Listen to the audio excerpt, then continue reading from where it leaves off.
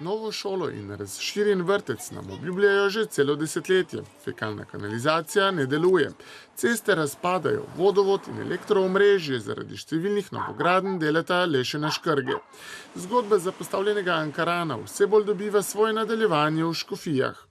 Če pogledam malo, kaj se v bistvu gradi, dela v tej naši občini, in potem, če to primerjam, kaj je pa narejenega v naši krajevni skupnosti, pač človek malo včasih dobi občutek, kot da mi nismo sestavni del te občine Koper. Kraj s takim načinom reševanja problemov nazaduje.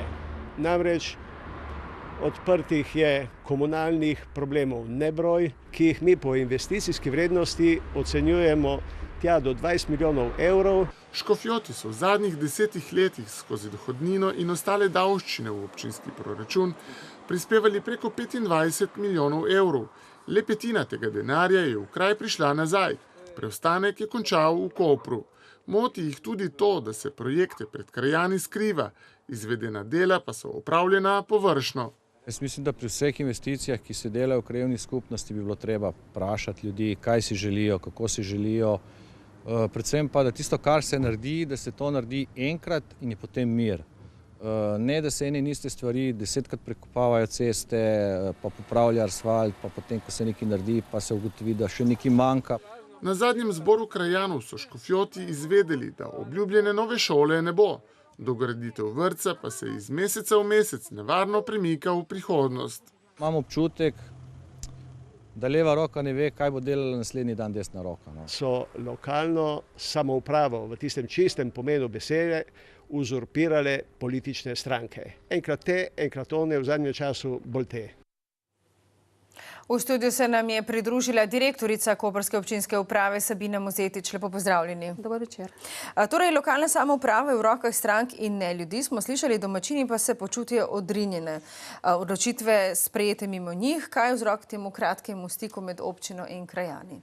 Tako kot ima občina svoje organe, to je pač občinski svet in župan, tako ima tudi krajevna skupnost svoje organe in to je pač svet krajevne skupnosti, ki se prav tako izvoli na volitvah in volijo pač vsi krajani in krajanke posamezne krajevne skupnosti.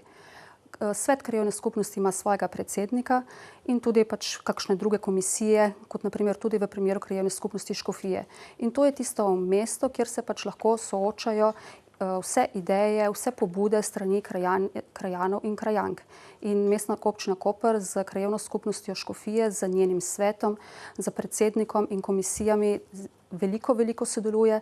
V tem mandatu je bilo prav s to krajevno skupnostjo verjetno največ različnih sestankov. Večkrat so tudi obiskali posamezne urade mestne občine Koper predstavniki tega sveta, tako da sodelovanja, pogovorov, predstavitve posameznih projektov je bilo zelo veliko. Prav tako se na mestni občini Koper vedno odzivamo vsem povabilom na krajevno skupnost, tako je bilo tudi pač v primeru tega zadnjega zbora krajanov v prejšnjem tednu. No, krajani so nezadovoljni tudi z razmerjem med denarjem, ki se nateče Škofij v občinsko blagajno in vlaganji v njihov kraj. Prispevajo veliko, dobijo malo. Kako to komentirate? No, o konkretnih številkah njihovih vlaganj in vlaganj mestne občine Koper v tem trenutku malo težko. Je pa mestna občina Koper v preteklih letih v to krajevno skupnost veliko vložila.